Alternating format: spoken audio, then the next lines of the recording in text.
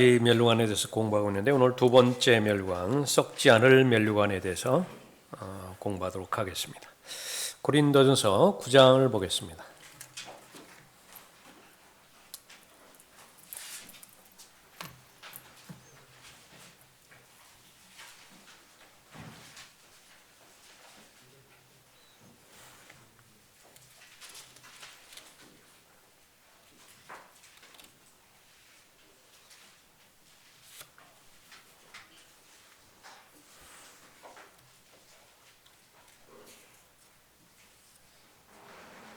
구 장 16절에 내가 복음을 전할지라도 내게 자랑할 것이 없으니 이는 내가 부득불해야 할 일이기 때문이라. 만일 내가 복음을 전하지 아니하면 정녕 내게 화가 있으리라. 내가 기꺼이 이 일을 하면 상이 있으려니와 기꺼이 하지 아니한다 해도 복음의 경륜이 내게 맡겨졌습니다. 여기서 말하는 복음, 협의의 복음은 고린도전서 15장 3절 4절에서 말하는 복음이겠고요. 또 넓은 의미에서의 복음은 신약성경 그 진리 자체를 말할 것입니다. 하나님의 모든 계획을 잘 전달해주고 가르치는, 전파하는 그 일을 말하는 것이죠. 그래서 이 부분이 이제 하나님께서 바울을 부르신 목적입니다. 그래서 그리스도의 심판석과 또 그 가운데서 베풀어주는 이 보상, 이 벌은 어디에 다 관련이 있느냐 그러면 진리와 관련이 있습니다. 은혜의 복음과 관련이 있고요. 또 신비를 맡은 청지기로서 하나님의 일꾼으로서의 삶을 얼마나 충직하게 잘 살았는가, 거기에 관련이 있는 것입니다. 18절에 그렇다면 내 상이 무엇이냐? 그것은 내가 복음을 전할 때에 값없이 그리스도의 복음을 전하고 복음으로 인한 내 권리를 다 사용하지 아니하는 것이로다. 사명을 가장한 야망, 그런 것 하지 않겠다, 그렇게 아주 단호하게 말합니다. 그런 사람들은 이미 자기 상을 다 받은 사람들이라고 예수님께서 반복적으로 경고하고 있죠. 이 부분은 하나님으로부터 위탁받은 부분이기 때문에 다른 어떤 계산이 여기에 들어가지 않는 것입니다. 그것은 무엇 때문에 그러는 것이냐 그러면 내가 하나님으로부터 은혜를 받았는데 받은 은혜에 대한 가장 정상적인 반응은 무엇이냐? 그러니까 나누어 주는 거예요. 나누어 주는 것입니다. 거기에는 무슨 대가를 바라는 것도 아니고요. 또 그 결과에 그렇게 집착해서 하는 것도 아닙니다. 그러니까 무엇을 할 수 있는 것이냐 그러면 할 수 있는 것만 하면 됩니다. 할 수 있는 것만. 내가 말을 할 수 있으면 말을 하면 되고요. 또 말을 한다 하더라도 내가 알고 있는 것만 이야기하면 되죠. 모르는 것을 하나님께서 다른 사람에게 전하라 그렇게 말하지 않습니다. 그러니까 그에 필요한 모든 부분들은 하나님께서 책임져 주신다 말씀하시죠.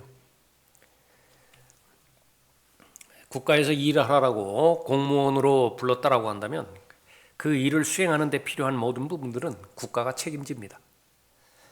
또 군인으로 그렇게 국가가 불렀다라고 한다면 군인의 임무를 수행하기 위해서 필요한 모든 부분들, 그건 국가가 하나부터 열까지 다 책임지세요. 다 보급합니다. 다 지급해줘요. 그러니까 내가 하는 일만, 잘하는 사람, 잘하는 그 분야들이 있겠죠. 각자의 주특기들이 있습니다. 여러 가지 다양한 주특기들이 있다고. 그것에만 집중해서 하면 되는 거예요. 19절에 내가 모든 사람으로부터 자유인이 되었지만 스스로 모든 사람에게 종이 된 것은 더 많은 사람을 얻으려 함이라. 이것이 참된 자유지요. 그래서 이 복음을 아는 사람, 스스로 그리스도를 위하여 사람들의 종이 되었다고 그렇게 선언하는 사람인데, 고린도전서 4장에 있는 것처럼, 고린도후서 4장에 있는 것처럼 그 모든 부분들이 궁극적으로는 사람을 얻기 위해서 그 동기가 그렇게 시작되어진다라고 하는 것입니다. 20절에 그러므로 내가 유대인들에게 유대인같이 된 것은 유대인들을 얻고자 하며 율법 아래 있는 사람들에게 율법 아래 있는 것 같이 된 것은 율법 아래 있는 사람들을 얻고자 함이라. 22절에 내가 약한 사람들에게 약한 사람들 같이 된 것은 약한 사람들을 얻고자 하며 내가 모든 사람에게 모든 것이 된 것은 어떻게 해서든지 몇 사람을 구원하고자 함이라. 내가 복음을 위하여 이렇게 행함은 내가 너희와 함께 복음에 동참하고자 함이라. 라고 하고 24절이 시작되는 거예요. 24절의 문맥은 그렇게 시작되는 것입니다. 24절에 경기장에서 달리는 사람들이 모두 달릴지라도 한 사람만이 상을 받는 것을 너희가 알지 못하느냐. 그러므로 너희도 상을 얻게 되도록 달리라. 분명한 목적, 동기 다 부여했죠. 이기려고 애쓰는 사람은 누구든지 그러나 누구나 모든 일에 자제하나니 이제 그들은 썩어질 면류관을 받으려 하지만 우리는 썩지 않을 면류관을 받고자 함이라. 여러분들이 지금까지 행해왔던 주님과 동행하는 그 부분들 얼마만큼 올바른 동기에서 또 올바른 방향대로 잘 진행되고 있는 것인가. 본문 말씀을 통해서 확연하게 입증이 되어지죠.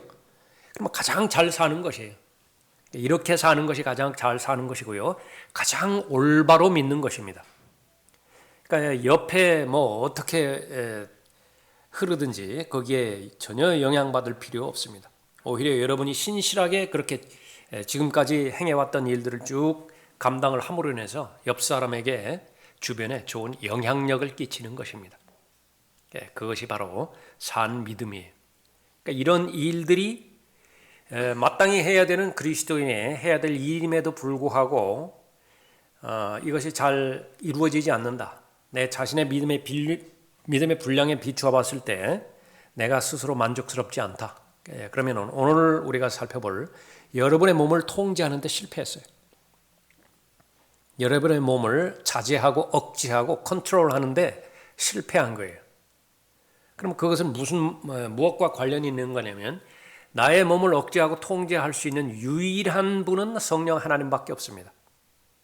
내가 내 자신의 몸을 통제하지 못해요. 그건 지금까지의 경험을 통해서 넘치도록 충분하게 내가 안 경험이에요. 나는 나를 통제 못해요. 내 안에 계신 성령 하나님께서 말씀이라고 하는 강력한 도구를 통해서 나를 통제하시는데 그러면 이제 내 마음의 변화가 일어나죠. 그렇게 될 때에 바로 성경은 보장합니다. 썩지 않을 면류관에 대해서. 여기서 다시 한번 두 가지 확인해야 되는 것은 무엇이냐. 하나님께서 가장 중요하게 여기시는 것은 상을 받는 일이고요. 상을 받는 일입니다. 우리가 하나님을 믿는 것은 존재하시는 것을 믿는 것이고 하나는 두 번째는 반드시 보상하는 분이시다. 근데 내가 하나님의 존재를 믿는 것인데 하나님께서 나에게 상 주시기를 기뻐하는 하나님, 그것이 아직까지는 나에게 진리가 안 됐다. 그러면 온전한 믿음이 아니에요.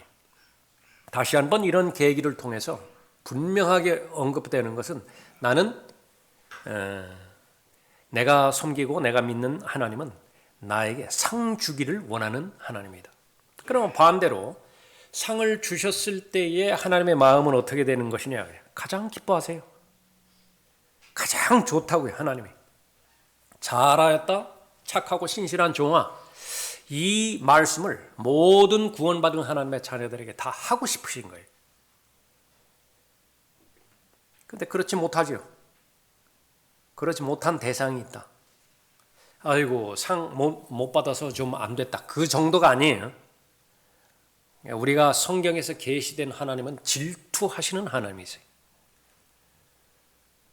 그 질투하시는 하나님입니다. 얼마만큼 질투하시는 것이냐. 악하고 게으른 종아, 그렇게 그 말씀하실 정도로 질투하신다. 여러분을 아끼시기 때문에. 그러니까 반드시 상을 받아야 돼요. 반드시 보상의 대상이 돼야 되는 것입니다. 그러기 위해서는 그 하나님의 마음을 우리가 마음에 품고, 그 다음에 이제 그 마음에 품으면 내가 마음의 동기와 자세와 태도가 확립이 되겠죠. 효도라고 하는 것은 아버지 어머니를 기쁘시게 하는 거잖아요. 어떻게 하면 아버지 어머니를 기쁘시게 할 것이냐? 그 발견이 됐다고 한다면 거기에 집중하면 돼요.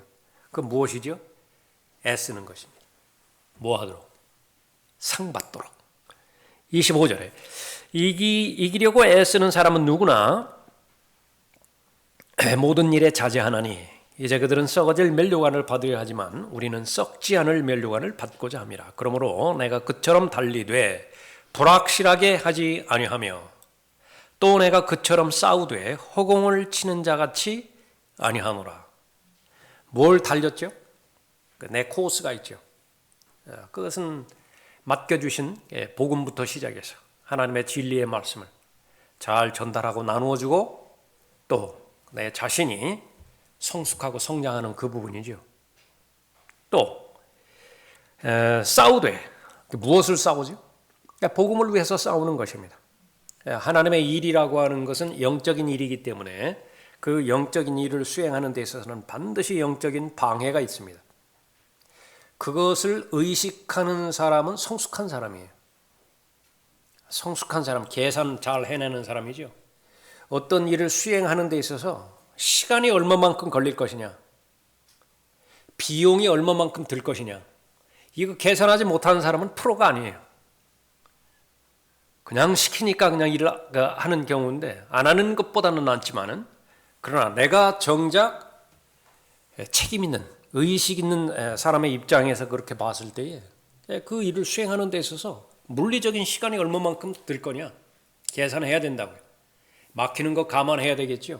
지금 출퇴근 시간이라는 거 감안해야 돼요. 그거 다 계산해 넣어야 돼요. 제일 시원찮은 사람이 하다 보니까 어떻게 늦었다고 이렇게 막힐 줄 몰랐다고 한두 번은 통할지 모르지만은 그 세 번, 네 번 하면 그 사람한테 일 안 맡긴다. 약속 잘 안 해요. 그 사람하고. 비용도 역시 마찬가지입니다. 그건 분명히 예수님께서도 비유로 말씀하셨죠. 건축물을 건축하는 데 있어서 필요한 자재 얼마만큼 들 것이냐. 그거 예상하지 못한 채에 급한 마음에 그냥 시작을 해버렸다. 뼈대만 세워놓고 그냥 방치시켜버려요. 얼마나 보기 싫어요. 그것이. 예상치 못하게 바로 옆에 나라가 쳐들어왔다. 계산을 해야 돼요. 국력을 계산을 해야 된다고. 반드시 이길 수 있는 가능성이 있다. 그러면은 전면전으로 들어가는 거예요. 그다음에 이길 공산이 없다. 그러면 바로 대신을 보내든지 뭐 해가지고 다른 방안을 강구하라고 말하는 거죠. 인생에 있어서 시간이 얼마만큼 남았는가, 얼마만큼 나에게 기회가 주어져 있는 것인가, 그거 계산하는 사람, 현명한 사람이라고 말했다. 그 지혜를 주시라고 모세도 기도했어요. 모든 하나님의 사람들, 섬겼던 사람들, 그것은 시간을 redemption, 그것도 돈 주고 사라고 말해요. 시간을 돈 주고 살아. 더 세상은 악해져 가기 때문에 그 말은 다른 말로 하면 바로 우리의 달려갈 길, 이 달려갈 길을 방해하는 요소가 더 강해지는 거예요. 마지막 결승 라인이 보여야 되는데 그 결승 라인이 안 보여요. 너무나 눈앞에까지 방해 요소가 버려가지고. 그래서 내가 영적인 일을 실행을 한다. 오늘 여러분이 하나님 앞에 영과 진리로 경배드리기 위해서 오셨죠? 의식하시라고 해요. 어떤 방해가 있을 것이냐. 마귀가 죽지 않는 한 그냥 가만히 있을 리는 없잖아요. 어떻게 방해를 하죠? 마귀가 영과 진리로 하나님 앞에 경배드리는 데 있어서 어떻게 방해를 할 것이냐. 그 의식하고 예상되어지는 부분들을 미리 선제 공격하는 것입니다. 그랬을 때에 성령 하나님께서 다 막아주시고 여러분의 믿음의 분량대로 주장하고 나아갈 때에 마귀는 틈을 노리지 못하는 것이죠. 그래서 시간들이 하나님과 동행할 수 있게 되어지는 것입니다. 두 번째, 그리고 또 하나는 이 형식적으로 매너리즘에 그렇게 되어지는 것을 마귀가 또 하나의 공격 패턴이기 때문에 그 부분에서 벗어나서 나는 생생한 의식 가운데서 살아계신 하나님과 영으로 계시는 하나님을 만난다라고 하는 인식 가운데서 하나님의 은혜의 보좌 앞으로 나가고 해야 되는 거죠. 그 모든 부분들이 배제가 됐다. 그러면 허공 때리는 거예요. 그러니까 펀치는 막 무수히 날린다. 그러나 하나도 적중타가 되지를 못해. 힘만 빠진다고요. 예?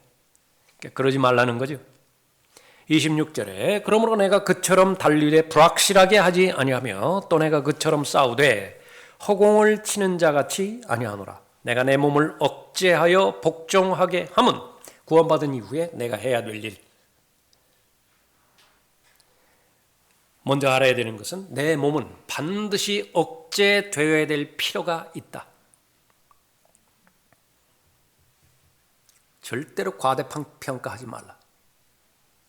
새 사람에 대해서 과소평가할 필요도 없지만은요, 옛사람에 대해서 과소평가할 필요도 없어요. 그렇게 되면 안 된다. 나는 다른 사람처럼 그렇게 악한 편은 아닌 것 같다. 거짓말이에요. 본인한테 거짓말하는 것이다. 자신의 믿음을 가장 파괴시키는 것은 옆 사람이 아니에요. 본인 자신이라고요.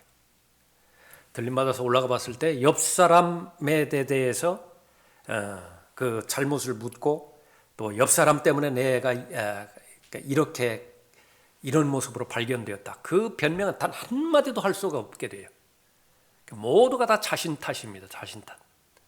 왜 그렇죠? 하나님께서 다 알려주셨다.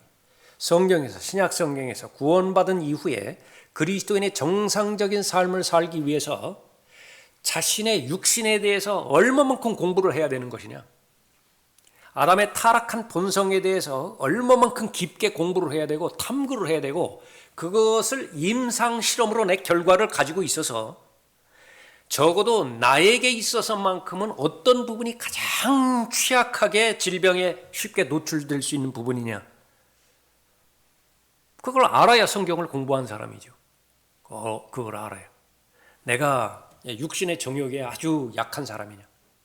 안목의 정욕에 약한 사람이냐? 아니면 생의 자랑에 아주 약한 사람이냐? 그러니까 가장 약한 부분들을 미리미리 대비해서 하루가 시작될 때에 그 시험과 유혹으로부터 자신을 보호해 주시라고. 육신적으로 충동해서 그것이 충동되어질 때 그 성령 하나님의 능력으로 또 가장 합당한 말씀을 통해서 제 몸을 억제해 주시라고.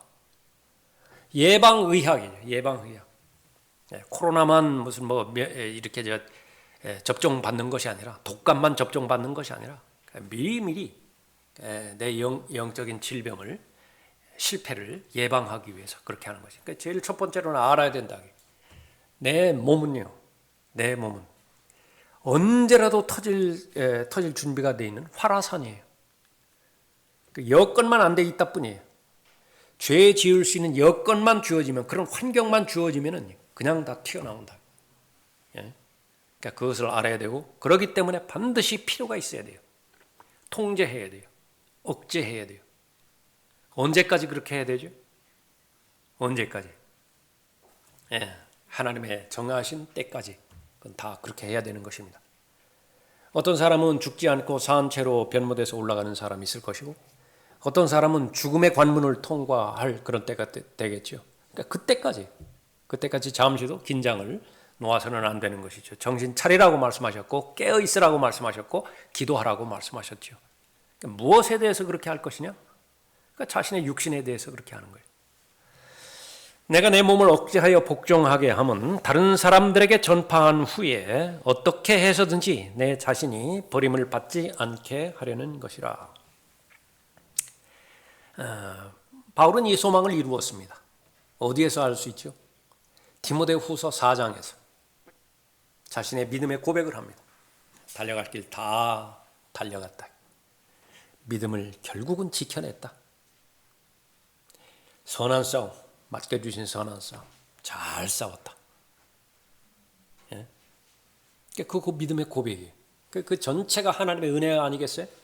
하나님의 은혜 가운데서 그 달려갈 길을 잘 달려갔는데, 그래서 하나님께서는 바울에게 칭찬하실 거예요. 잘했다. 하나님의 말씀, 원리, 원칙, 표준 잘 지킴으로 인해서 하나님께서 그렇게 원하셨던, 보상하기를, 상 주시기를 원했던 그 가장 적합한 대상이 그렇게 되었다 말하죠. 바울 편에서는 그 모든 것이 하나님의 은혜라고 고백하죠.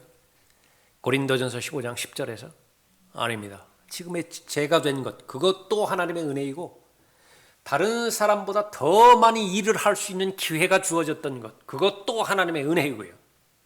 처음에는 부담으로 알았다고요. 나에게 왜 이렇게 많은 일을 주십니까? 또 하나 은혜가 있죠. 수많은 일을 했는데 그것이 다 헛것으로 돌아간 그리스도인들도 많아요. 왜? 지상에서 자기 상 이미 받아버렸어요. 사람들로부터 칭찬 다 받아버렸다고요. 왜 그것이 다 상을 이미 받은 것으로 돼버렸죠? 그 동기가 그거였으니까. 하나님이 초점이 아니라 바로 눈앞에 있는 사람들로부터 인정받는 것이 목표였으니까 그런 것이죠. 그러나 바울에게 임한 하나님의 은혜는 그렇게 많은 일을 했지만 그 가운데 단 하나도 헛되이 돌아간 것이 없어요. 다 하나님을 기쁘시게 해드렸고 하나님을 영화롭게 해드렸고 그 모든 부분들은 상과 유업과 보상과 통치로 다 연결이 되었습니다. 바울 없이 하나님의 일이 진행될 수 있었던 것인가? 불가능해요. 바울 없이 하나님의 일이 진행되지 않아요. 하나님 없이 바울이 자신의 사역을 잘 마칠 수 있었던 것인가? 그건 물어보나 마나요. 둘의 관계는 무엇이죠? 동역의 관계, 동역. 고린도전서 3장에서 바울이 그렇게 말했던 것처럼 다 동역을 이루어요. 동역. 하나님께서 로마서 8장 28절에서 말씀하시는 것처럼 단 하나도 예외됨이 없이 모든 것들이 합력해요. 모든 것들이 합력해서 그 다음에 하나님께서 원하시는 궁극적인 목적, 선, 그것을 이루어내는 것이죠. 얼마나 특권인가. 우리가 그 하나님의 위대한 과업, 하나님의 위대한 일에 내가 참여할 수 있다라고 하는 사실이. 내가 해야 될 일은 무엇인가? 내 몸을 억제하고 내 몸을 통제하기만 하면 돼요. 그 방해되어지는 요소. 구원받기 전에는 그것은 통제가 불가능했습니다. 그것은 불가능했어요. 싸울 힘이 없었다고요. 그러나 구원받은 이후에는 바로 가능하게 됐지요. 우리에게는 하나님의 말씀이 내 마음 가운데서 역사할 수 있는 모든 여건 토대를 성령 하나님께서 마련해 주셨기 때문에 그런 것입니다. 자, 몸을 잘 통제해서 경기를 잘 마치면 면류관을 얻습니다. 다시 한번 우리가 확인해 보는 것은 가치입니다. 가치. 그 상에 대한 가치. 그래서 쉽게 올림픽 선수단 생각하면 돼요. 그 사람들은 오직 그것만을 위해서 시간을 보냅니다. 경기에 참여하는 것이 의의가 있다. 이런 아마추어식으로 생각하지 않아요. 참여하는 것으로, 그건 그 사람들에게는 말도 안 되는 소리예요. 왜 부상을 당하면 안 되는 것이냐? 끝까지 자기 관리해야 되는 것은 상을 반드시 얻어야 돼요. 그것이 전체예요. 목표가 전체다. 하물며 관중석에 앉아서 응원하는데 그냥 만족해버린다? 콜라 마시면서 튀김 먹으면서 막 잘했다 하고서 막 응원하는데 거기에 만족한다?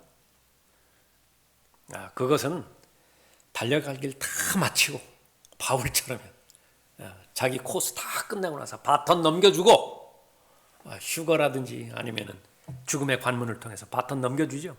그 다음에 이제 응원하는 거예요. 계속. 그것은 가능할지 모르지만은 지금 현재 자기 위치가 계속해서 뛰어야 되는데 미리 그것을 당겨서 하는 것은 성경에서 언급하지 않는 것입니다. 반드시 승리를 쟁취해야 되죠. 대상은 육신입니다. 얼마만큼 갈라디아서 2장 20절을 우리가 자주 인용해야 되고 주장해야 되고 또 순간순간마다 내가 아니라 예수 그리스도로 그 믿음의 고백을 고백해야 되는 것인지 진지하게 하나님의 말씀을 우리가 살펴본다라고 한다면 그것은 우리의 삶의 고백이 돼야 되겠죠. 간증이에요. 본인에게 간증이 있어야 된다. 이게 본인에게. 진짜 간증은 가정에서 나온다고 그러죠. 아내로부터 간증이 나와야 된다. 그게 진짜 남편이에요. 자녀로부터 진짜 간증이 나와야 돼요. 그것이 진짜 아버지 어머니예요. 그런데 그거보다 더한 것이 있습니다. 본인에게 간증이 된다. 본인에게. 내가 육신에 그 패배할 그런 기로에 섰을 때 하나님의 말씀을 믿고 펼치고 고린도전서 9장 27절 펼치고 내가 소리내서 읽고 그 다음에 소리내서 기도하고 저한테는 약속의 말씀이 있습니다. 갈라디아서 2장 20절 내가 많은 구절을 알지 못하지만 그 구절에 대해서 읽고 또 똑같은 책 5장에 봤더니 내가 내 육신은 십자가에 처형됐다라고 하나님께서 선언하셨고 세상은 나에게 대해서 못 박혔다고 선언하셨습니다. 지금 상태는 그렇지 않지만은 내가 그걸 믿습니다. 언제 내가 감정대로 그렇게 믿은 적이 있습니까? 감정을 초월해서 하나님의 약속의 말씀이니까 믿습니다. 이 약속의 말씀이 지금 현재의 마음과 생각, 그걸 초월해서 예수 그리스도 안에 있는 기쁨과 평안, 저를 다스려 주십시오. 통제해 주십시오. 믿음으로 그렇게 했다. 그것이 한 번 경험이 되죠. 두 번 경험이 되죠. 그건 나에게 간증이 되는 거예요. 나에 대한 최고의 의사, 그건 나라고요. 내 임상실험이 그걸 가지고 있다고요. 마귀가 어디에 발을 붙이겠습니까? 그런 믿음의 삶 가운데서 우리가 계속 살아가는 것입니다. 자, 그리스도인의 경주, 히브리서 12장 1절, 2절 나와 있죠. 그래서 제일 이렇게 그리스도인의 정상적인 삶, 마땅히 살아야 되는 그 삶을 이 경주에 그렇게 많이 비유해서 그림으로 보여주었죠. 빌립보서 3장에서도 그렇게 말씀하셨고 그 가운데 하나가 히브리서 12장입니다. 그러므로 이처럼 많은 구름 같은 증인들이 또한 우리를 둘러싸고 있으니 우리 또한 모든 무거운 것과 쉽게 애워싸는 죄를 벗어버리고 인내로 우리 앞에 놓인 경주를 하자.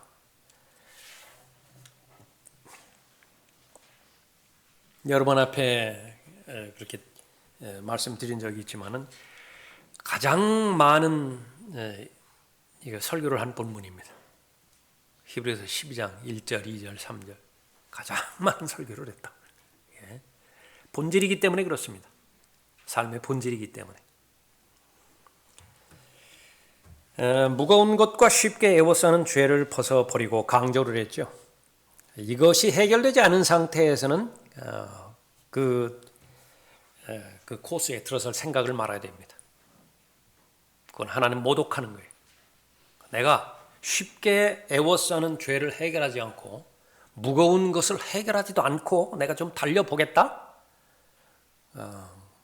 지금 개그하느냐? 코미디해? 절대로 있어서는 안 되는 것입니다. 또 강조를 합니다. 인내로, 그러니까 인내로 마치는 그 경주죠. 우리 앞에 놓인 경주를 하자. 그리고 우리 믿음의 창시자여 완성자이신 예수를 바라보자. 그는 자기 앞에 놓인 즐거움을 위하여 십자가를 견디시고 수치를 개의치 아니하시더니 하나님의 보좌 오른편에 앉으셨느니라. 아무리 바쁘고 아무리 급하다 하더라도 배를 타고 항해하기 위해서는요, 나침반과 지도는 반드시 가지고 가야 됩니다. 다른 거 다 챙겼는데 나침반을 챙기지 못했다. 지도를 챙기지 못했다. 믿음의 창시자여 완성자이신 예수를 바라보자. 이 많은 자세를 계속해서 강조하는 것이죠. 경주는 방해하는 것이 반드시 있습니다. 여러분의 기도, 여러분의 성경 공부, 무엇이 되죠? 쉽게 애워싸는 죄가 무엇입니까?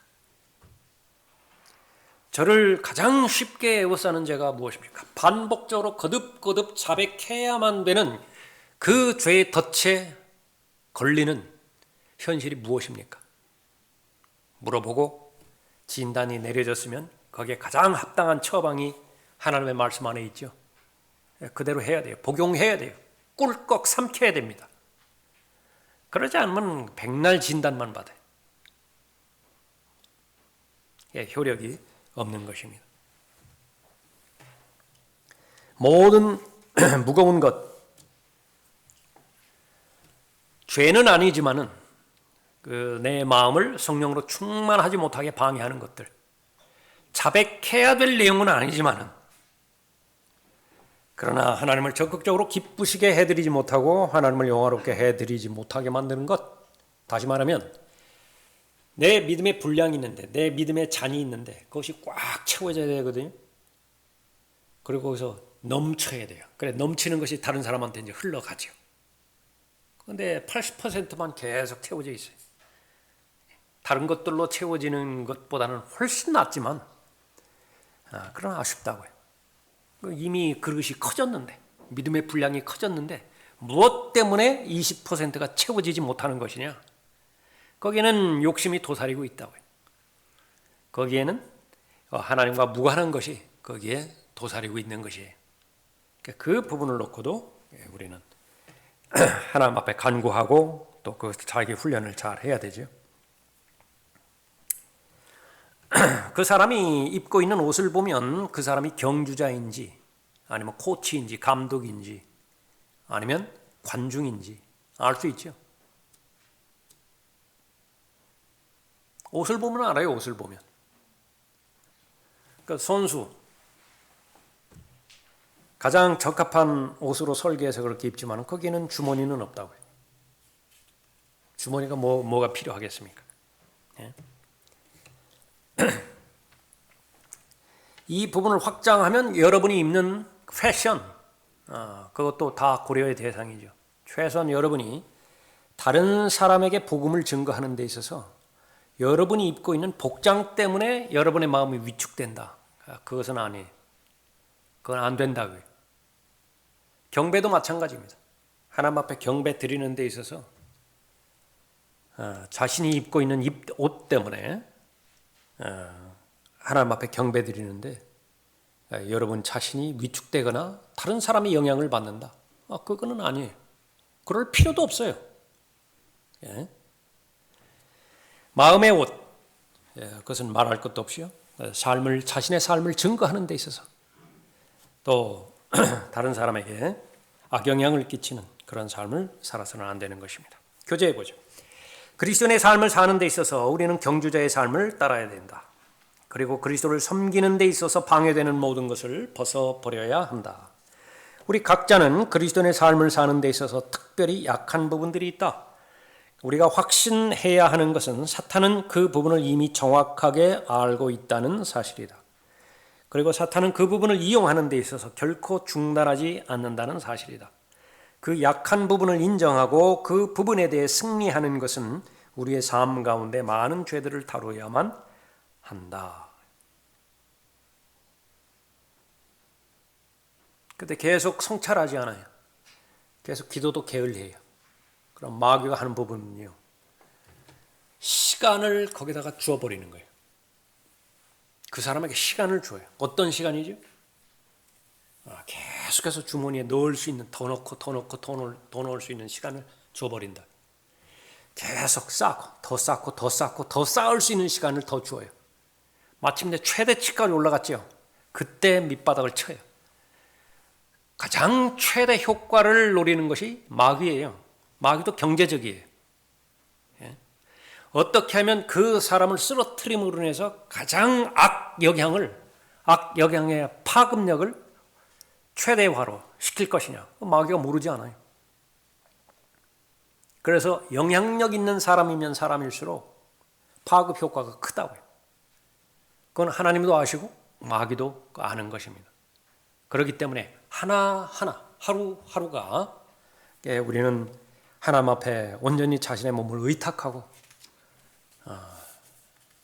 자신의 마음을 하나님의 진리의 말씀의 빛으로 잘 성찰해야 되는 것입니다. 그러면 가장 안전하다고요.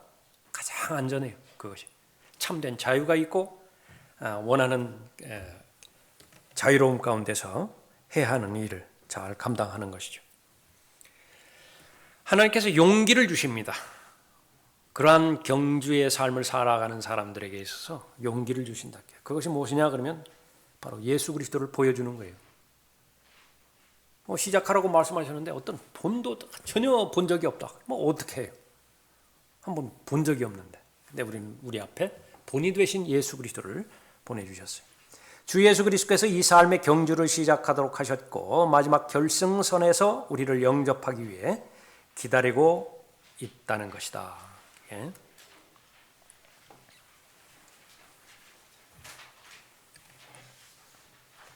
디모데후서 4장 6절 있죠. 내가 이미 제물로 드려질 준비가 되어 있고 떠날 때가 이르렀도다. 내가 선한 싸움을 싸우고 달려갈 길을 마치고 믿음을 지켰으니.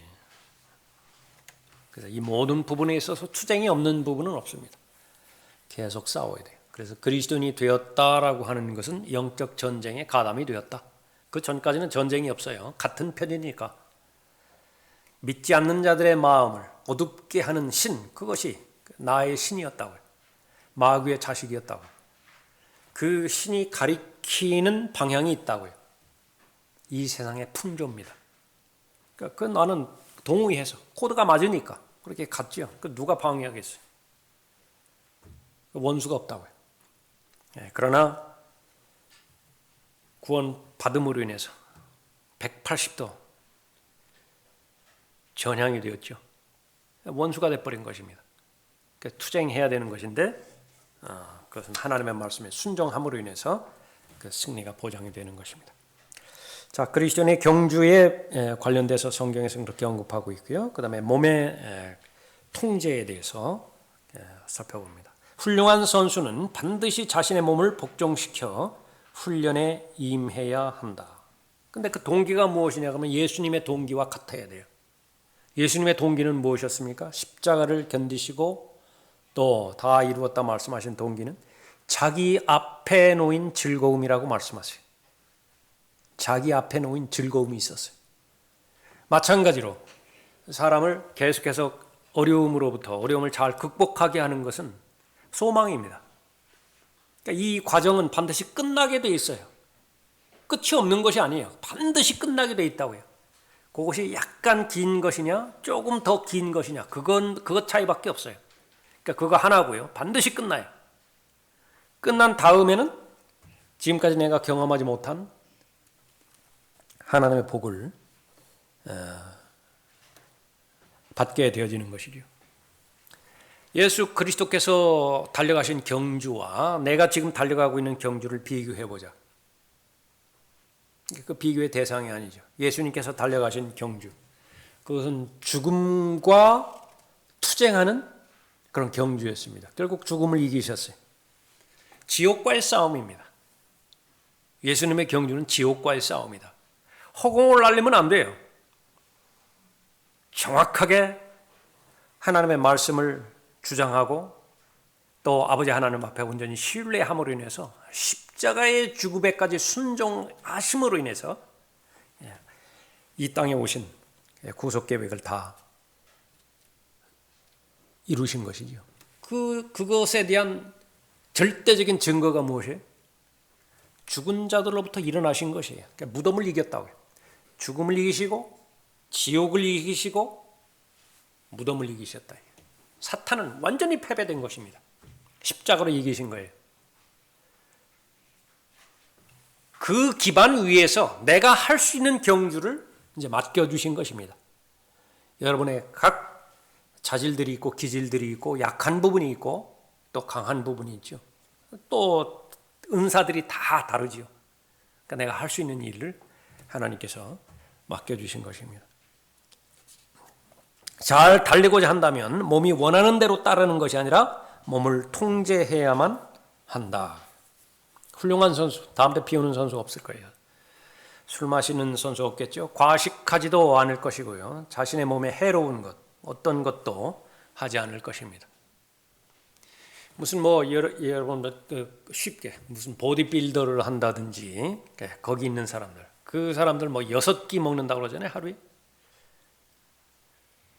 공백기가 생기면 이 체중이 빠지는데 거기에 근육이 빠진대요. 그 사람들은 근육이 빠지는 것은 절대로 허락하면 안 된다는 사람들이에요. 그래서 공복이 안 되기 위해서 6끼를 시간에 맞춰서 많이 먹으면 또 안 될 거 아니에요. 얼마만큼 또 그렇게 체지방인가 뭔가 그거 비율 따져서 그렇게 하겠어요? 계속 그렇게 해야 돼요. 그런 사람들. 근데 몸이 요구하는 것은 몸이 요구하는가? 아주 달짝지근한 거, 뭐 짠 거, 뭐 이런 거 아주 그 순간에 그 맛을 그렇게 보는 거, 그런 거 요구할 거 아니겠어요? 그러니까 그거를 통과하는 거예요, 한 달. 근데 거기에 대해서 훈련의 결과 이익은 무엇이냐 그러면은 이제 입맛이 달라진다고 그러죠. 몸에 좋은 것이 내가 원하는 것이 돼버려요. 우리의 삶 가운데서 그렇죠. 어릴 때는요, 원하는 것이 많다고요. 원하는 것. 그 부모와의 싸움은 어떻습니까? 부모가 필요한 것이 있다고요. 그러니까 필요한 것을 주려고 그러는데 자녀는 원하지는 않아요. 근데 나중에 성장이 되어지고 성숙이 되어지면 거의 같아버리죠. 내가 원하는 것이 내가 가장 필요로 하는 것이. 근데 그 모든 부분들은 바로 철이 든 다음에 했던 것처럼 인격이 성숙이 되어야 되겠죠. 연단이 되어지는 것입니다. 성품이 연단이 되어지는 것이죠. 통제가 반드시 따랐을 것이라고요. 통제가. 성품이 통제가 되어질 것이고 육체가 통제가 되어질 것이죠. 의식 가지고 의식적으로 최선을 다해서 자신의 몸을 돌본 것입니다. 그 목표는 우승하겠다. 우승하겠다. 썩을 면류관이라고 부르는 것은 그가 죽을 때 함께 있지 못하기 때문이다. 뭐 너무나 분명한 사실이에요. 죽음이 닥치면 아니요. 죽음이 닥치기 전에 그 훨씬 이전에 의미를 상실하죠. 그래서 실상 돈의 가치라고 하는 것이요. 명예의 가치라고 하는 것이 한참 그것이 전체가 보일 때가 있을 거예요. 인생의 과정 가운데서. 근데 시간이 조금만 지나면은요, 내가 전에 생각하던 것만큼 가치가 없다고요. 그 돈이라고 하는 가치가, 명예라고 하는 가치가, 사람들의 인정과 칭찬이라고 하는 가치가 그렇게 가치가 있는 것이 아니라고 말이죠. 근데 그 절정에 다다르는 것이 죽음이에요. 죽음 앞에서 무슨 가치가 있는 것이냐? 아무 가치도 없어요. 아무 가치도 없다고. 그냥 헛것이에요, 헛것. 그런데 문제는 그것을 어떻게 하나님의 진리의 말씀에서 보장하는 것, 약속하는 것과 대체시킬 수 있는 것이냐? 그것이 지혜입니다. 지혜로운 사람이라. 마태복음 6장 19절 교재에 나와 있죠. 너희 자신을 위하여 땅에다 보물을 쌓아두지 말라. 거기는 좀과 녹이 해치며 또 거기는 도둑들이 뚫고 들어와서 도둑질하느니라. 오히려 너희 자신을 위하여 하늘에다 보물을 쌓아두라. 거기는 좀이나 녹이 해치지도 않으며 또 거기는 도둑들이 뚫고 들어오지도 못하고 도둑질도 못하느니라. 너희 보물이 있는 곳에 너희 마음도 있느니라. 영원한 멸류관을 얻을 수 있는 가능성은 무엇이에요? 우리의 마음에 그것을 사모하니까. 상과 유혹과 보상을 사모하니까 그런 것이죠. 우리의 몸을 억제할 수 있다면, 몸의 욕망을 통제할 수 있다면 썩지 않을 멸류관을 받을 수 있는 것이다. 이것도 역시 마찬가지죠. 몸을 억제해야 되는데 그냥 막 여기에만 매달리면 한계가 있어요. 도대체 왜 내가 내 몸을 억제해야만 되는 것이냐? 나를 파괴시키는 본인이기 때문에 그래요. 그 의식이 뚜렷해야 됩니다. 나를 파괴시킨다. 나를 파괴시킨다. 성숙한 사람, 내 몸을 나쁘게 하는 거 통제할 수 있는 사람이고요. 성숙한 사람, 내 몸을 좋게 하는 사람, 좋게 하는 거, 그거는 적극적으로 투자하는 사람이에요. 그래서 나쁜 습관, 더 오래되면 더 나아가면 중독이겠죠. 나쁜 습관이나 중독으로부터 자신을 보호하는 사람, 성숙한 사람이고요.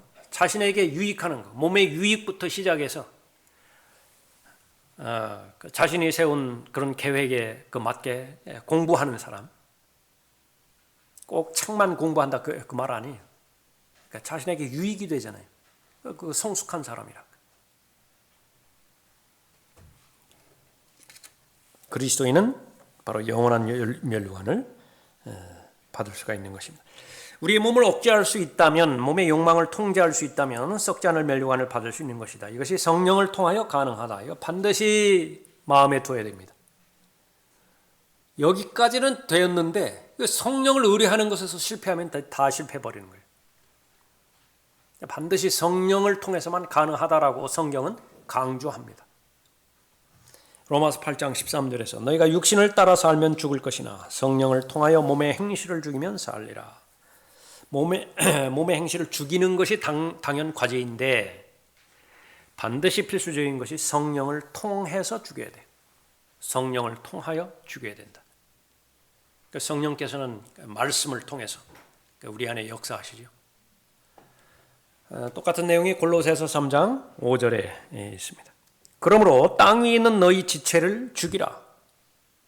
구원받은 모든 하나님의 자녀들에게 제일 먼저 해야 되는 것. 골로새서 3장 1절에서 이제는 하늘 바라보라고 그랬죠. 그리스도와 함께 살아났으면 이제는 계속해서 땅만 바라보고 사는 것이 내 인생이었는데 이제는 하늘 바라보라. 다시 말하면 영원에 관심을 두라. 영원에. 왜 그렇죠? 그리스도인의 삶의 실체는 지상의 삶이 결코 아니기 때문에 그래요. 그리스도인의 삶의 실체는 다가오는 세상이고 그리스도인의 삶의 실체는 천년왕국이며 새 예루살렘에서의 삶이기 때문에 그런 것입니다. 그러면 지상에서의 삶의 의미는 무엇이에요? 대비하라, 준비하라. 다가오는 천년왕국을 준비하고 다가오는 그리스도의 심판석을 잘 준비하고 그러기 위해서는 병행해서 하늘을 바라보라라고 하는 의미가 무엇이냐. 땅에 있는 것들에만 마음을 쏟지 말고 땅에 있는 것들을 극복해야 되는 것인데 극복하지 못하도록 방해하는 것이 육신이에요. 육신의 요소들이라. 그러니까 이 육신의 요소들을 죽이지 않는다고 한다면 그리스도와 함께 살아났다 하더라도 하늘을 바라보는 데 있어서는 하늘을 소망하는 데 있어서는 한계가 있어요. 그러면 결정적으로 골로새서 3장 5절이 골로새서 3장 1절을 결정지어요. 그러니까 여러분 가운데서 하늘을 바라보고 싶지 않은 사람은 아무도 없어요. 나도 내 마음이 하나님의 것들로 거룩한 것들로 영원한 가치 있는 것들로 가득 채워졌으면 좋겠다. 그러나 현실은 어떤 것이냐. 하루 24시간 중에서 거의 대부분이 땅의 것들로 꽉 차 있다. 그러면 그것은 어디에서 잘못된 것이냐. 그건 바로 죽이라고 하는 그 지체를 죽이는 것에 게을러버린 것입니다. 그러므로 땅 위에 있는 너희의 지체를 죽이라. 무엇이죠? 곧 음행과 부정과 사욕과 악한 색욕과 탐심이니 탐심은 우상 숭배니라. 그런데 문제는 음행 자체에 옷을 입고 다가오지 않아요. 탐욕 역시 마찬가지입니다. 탐욕 자체에 옷을 입고 다가오지 않는다. 처음에 시작할 때 우리가 살펴봤습니까? 소명, 하나님께서 부르셨다. 거기에 숨겨진 야망이 있다고요. 본인만 알죠? 그거 찾아내야 돼요. 죽여야 된다고요. 그거 죽이지 못하면 어떻게 돼? 지금까지 행해왔던 모든 것들 하나님의 말씀에 의하면 위태롭다. 위태로워. 운동선수들보다 그리스도인이 몸을 더 많이 통제해야 하는 더 높은 수준의 이유가 여기 있다. 왜 그렇죠? 썩지 않을 면류관 때문에 그래요. 그리스도인에게는 영원한 목적이 있다. 오늘은 여기까지 하겠습니다.